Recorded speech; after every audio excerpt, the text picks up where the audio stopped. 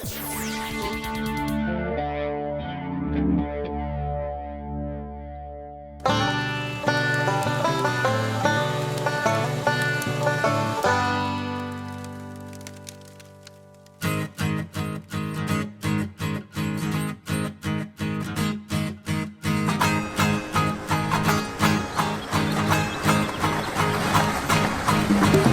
you want to go into the wilderness, go camping, overlanding, but you don't have a very big truck or a big SUV to tow a trailer, well, this could be just the right option for you.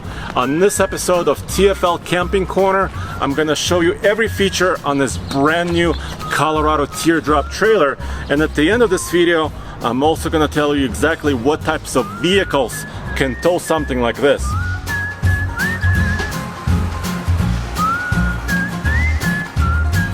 Colorado Teardrop trailers has several different trailer options, and they start with a small trailer that weighs around 1,000 pounds. The trailer starts with a steel frame construction. They do everything in-house. They get the raw materials, and then of course it's power coated and put together, welded into this frame. This particular trailer, if you look on the bottom of it, this one has an aluminum skin underneath, but there's several options. You can also do a steel underbelly for really solid protection. This one also comes with optional side rock rails, which is really important. If you can imagine the truck and trailer going off-road, and it's very likely you're going to be hitting something, then moving up, this is all aluminum frame construction. And I'm fortunate enough to talk to Dean, the owner of the company, and he's going to tell us everything that goes into building this trailer. So let's check out the facility and see some of the inner workings of it. Dean, thank you for having us here. Well, my pleasure, Andre. Welcome to Colorado Teardrops. And I would like for you to kind of walk me around here and show me some of the key features of your manufacturing process. Certainly. Because it seems like your trailer is very high quality. Thank you. I want to learn about it. Hey, absolutely. So let's walk around a little. Absolutely. So it all starts in the steel and metal shop. We use aircraft grade aluminum to create our cabin bodies, and of course mild steel to weld our own trailer frames. Okay. Nice tough steel. You know, we take this 6061 aluminum, we weld it together. They say in a million years, when they excavate our time, we're going to be a layer of aluminum. And of course my joke is our customers will be sitting in their teardrops. There you go. We've got all these different jigs to make our fronts, our tops, and what we call our furniture sidewalls. We use the best grade wood. In this example, this is hickory. So currently we offer a maple and a hickory. The hickory is the upgrade. As you look at, this is a front wall for one of our Canyonland trailers. Note that there's aluminum in there as well, because that aluminum is actually going to physically be welded to the side.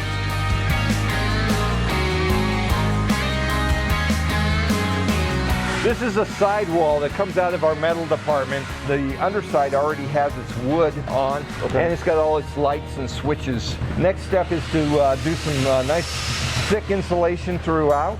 They'll get the exterior skins on, and then the doors. So over here we have finished sidewalls from our panel department. And the cool thing is we've got our 3 layers of insulation. This is a powder coat paint, very specific to a customer of ours in Florida. Okay. So super durable powder coat paint on top of an 040 skin. And then just behind that skin, we've got a food grade high density polyethylene plastic right here. Okay. Why food grade? Nothing will ever grow or stick here for no mold or mildew or anything. And then under here we actually have layers of insulation. This sidewall is airtight, if you will, once it joins the rest of the trailer. When the roof drops in, it'll actually be welded to these gussets to make a very secure, strong teardrop that, you know, theoretically can be rolled down mountainside. We don't suggest you do it, but it will hold, the structure will hold. Yeah, exactly, okay. Exactly. There are at least 2 different types of hitches you can use, but for the trailer I'm using today, this is the lock and roll articulating hitch.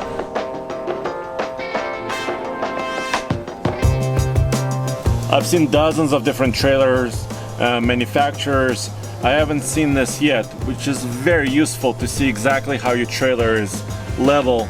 And the more clearance you have, the better. And of course, this articulating hitch helps the trailer stay connected to the truck. If it was a ball, it could get bound and kind of disconnect.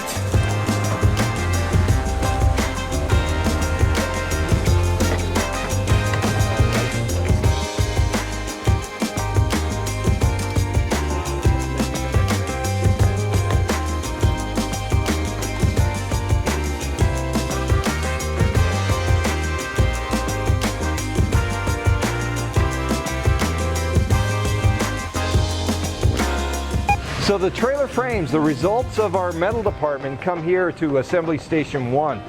Here in Assembly Station 1, we put the foundation of the trailer together. Starts with insulation.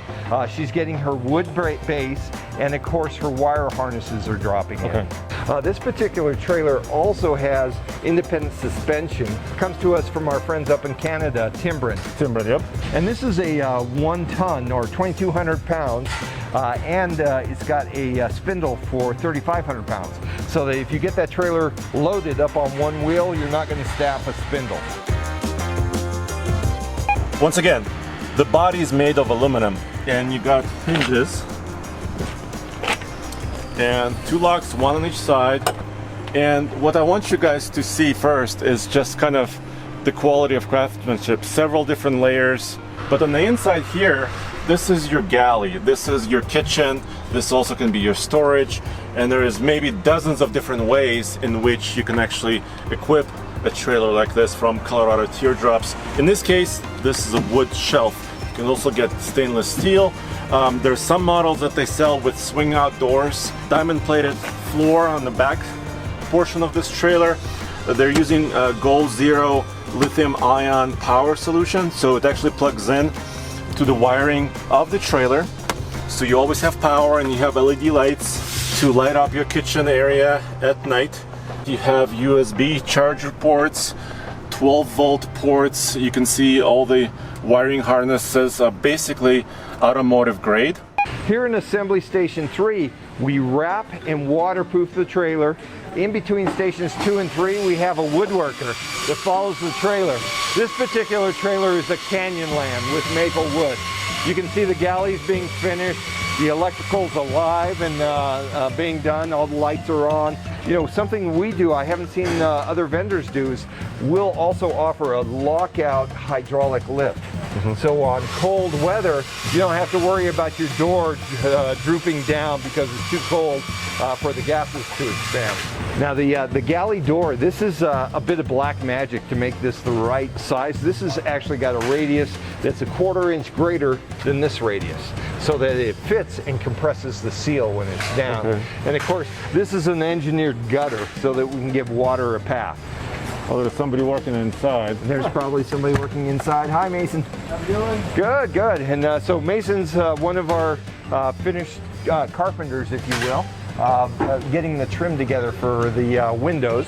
So under the floor storage, you can see the modern wiring system in there. And as soon as she's waterproof, she'll move to the next station.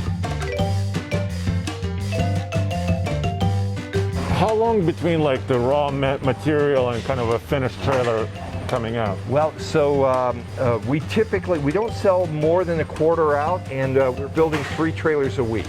So it takes us about between 120 and 190 man hours to make a trailer. Because of the coronavirus, we're doing split shifts, and we have an evening shift as well. So this is only about half our staff here that we're seeing today. The way this trailer right here is configured, it weighs somewhere around 1,200 pounds. But what I love about it is the big tire option. This is a 33-inch tall KO2 BFG. I also love that these fenders are weight bearing. Not only can you stand on them, you can also attach something, maybe use it for storage. This trailer also comes with dual propane tanks, 1 on each side, and there's many other options you can get. And if you're really worried about this trailer tipping, which it shouldn't because the axle is actually towards the back, there's also an option to put a jack, and this is also how you would change the tire and get going. This is a Mount Massive. This one, instead of having a steel skid plate, it's got an aluminum skid plate. This one's designed to go with a Subaru Outback. Its tongue weight is 199 pounds. Specifically. Yeah. Subi can take up to 200 pounds for tongue weight. Okay. And you can see our bifolding doors. This side could be your bar top. That side could be your cooktop. The reason that side's the cooktop is typically the gas, the propane gas you use while camping is on the side there. So stove goes here, nice sink there, on-demand hot water access out of the shower here. And of course that water can come from your drinking water, which is great if you're going to drink it, but you may not want to shower in it. And so for our customers, if they ask, we'll actually prepare a pump and a filter with a switch so they can take creek water and turn it into hot water to actually shower in. Okay. And this is stainless steel, or can be stainless? Yes, sir. Okay. So that can be wood. Some of our customers want to lay their maps down and just put plexiglass on top of their maps and see their wood grain. Other customers might be fishermen or hunters or gourmet chefs, and they want stainless steel so they can clean it up real easy. Okay. So this is where we make all our wire harnesses. And the objective here is to not need any documentation. So it's like, okay, I got to make a passenger side light. All right, so I take my red and I clamp it here, my black here. I pull it all the way to here. I'm going to add my light, so on and so forth. And then I'm going to test it. So there's a battery pack on the other side and a light that'll light up saying, hey, it's all good if it's all conducted. So every different wire harness we make is made on this board, this side or the other side. And you're also carrying, is it optional, the Goal Zero? Yeah, the Goal Zero, we're happy to provide that, buy that for the customer can get it. The reason we go with Goal Zero is they've been around quite a while. They have a wonderful warranty package. We used to put AGM batteries in our teardrops. We found about 7% go bad within a year, which is too high. But Goal Zero is wonderful. If you've got an issue with that, you call them up, they send you a new one, you put the old one in the box, and you know, you're back camping.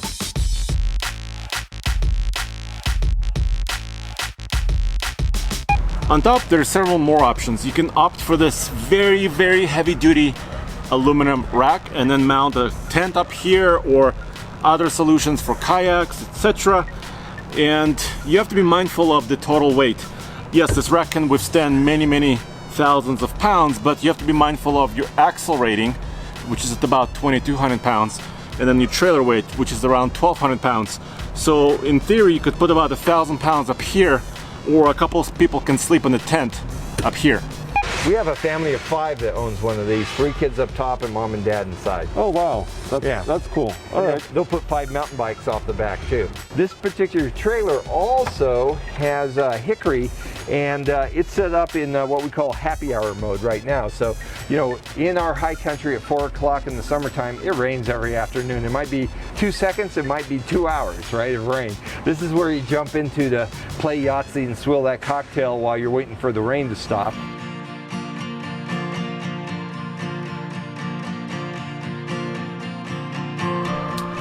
Welcome to the interior, and while this trailer looks modern and sleek on the outside, it looks like a cabin, old-fashioned cabin on the inside, and that's nice because you're likely in the middle of nowhere with this.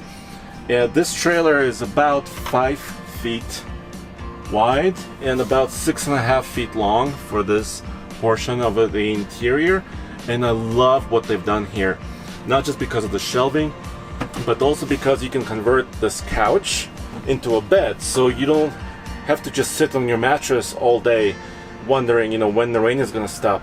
You have a skylight here. I'm just over 6'2" tall, so I'm pretty comfortable in this kind of a small area. Still, you know, somebody can be sitting right next to me right here, and now I can also convert this into a bed.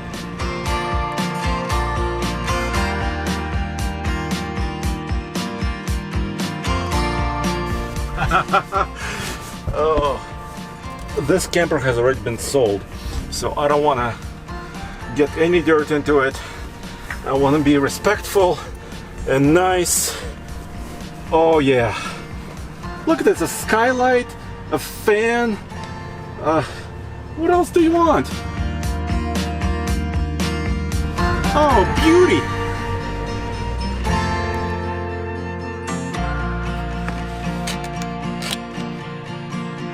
As you can see, they're using rivets everywhere on the door construction, this little rain overhang, and there's an outdoor light on each side. They call this bear lights. So when you're in the wilderness and you're inside and you hear noise, pop it and see what's out there. If you are opening your door, you can actually lock it in place like this, so when the wind comes up, it won't slam on you. Up here, there's an option for shore power. So if you're at home or near a campground, you can actually use power here, charge your battery once again. Here's a solar connection. So if you can bring a detachable solar panel with you, and if you want to bring a couple of mountain bikes with you, there's a 2-inch receiver on the back of this trailer, so you can have solutions, or put some skis, snowboards. Very nice feature.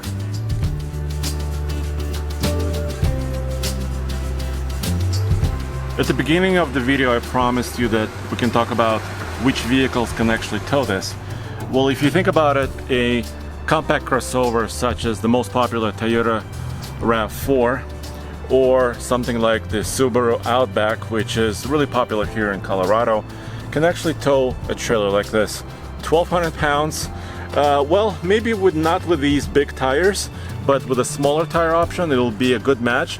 This is relatively aerodynamic here, so it's not a full box, and if you don't put a roof rack, it won't affect your fuel economy in a super significant way. Of course, it will decrease it, but you have to be mindful that this trailer has a 7-pin connector. Well, let me show you. I talked to the guys at Colorado Teardrop trailers, and they say the most popular vehicle of choice for a lot of the trailers are mid-size trucks. Something like this Jeep Gladiator, also Toyota Tacoma, but also Jeep Wrangler, Toyota 4Runner are some of the most popular tow vehicles for something like this. But a 7-pin connector has to be wired into your tow vehicle. Here on the Gladiator, we're lucky, we have a towing package, everything is built in, connected to the vehicle, but I don't have a trailer brake controller installed on this Jeep, which means I have to get an aftermarket solution. The other thing that's really great about this trailer, it matches the body line of your tow vehicle. If you have a smaller vehicle like this Jeep, or a crossover like the RAV4, it's about 5 feet wide, so you can see actually around this trailer with your standard mirrors, which is really important for safety. So what is your warranty also? We have a 1-year warranty on everything, Okay. and then we do 3 years annual maintenance for our customers. Okay. We want them to look good when they go camping, because that's really where our future customers are. They're probably camping in tents or something. And they see one of the trailers somewhere, right? Right. And they may see it way out back. I mean, we make these not necessarily for the RV park, if you will. We make these to go out back in camp, to where you might have to drive over a log or two to get to that perfect site. All right, that's great, but how much does it cost? Well, the smallest and the lightest Colorado Teardrop trailer starts at around $13,900. But then they also have different sizes, different options. Everything we showed you in this video, and the biggest and the most equipped trailer can reach over $30,000. Yes, it's a lot of money, but when you consider the functionality it brings and the construction and the toughness and the quality and the fact that it's built right here in Colorado, I think that's a good option. And guys, go back to TFLoffroad.com and TFLtruck.com for all the latest news, views, and TFL Camping Corner reviews.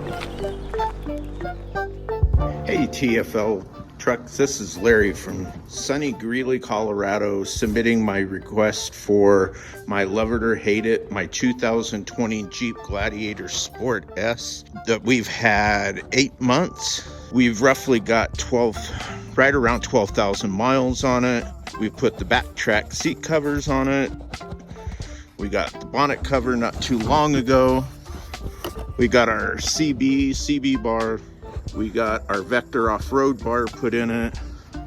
We've installed our overland rack with the spare tire. The cool thing about this rack is that your spare tire lower that you have underneath your truck mounts onto the rack. You can see it right there. So you can just mount the tire right to it. We got our jacks, 35-inch tires with the Mopar lift, front boards for it. As of right now, with everything we've had, we have not had any problems with our Jeep. It's performed just how it should off-road. I look back at all the Ranger and Gladiator videos you did, and obviously you can see which one I picked. Best truck I've ever owned, and look forward to all the miles with it. Thank you guys, and thanks everything you do. Be safe.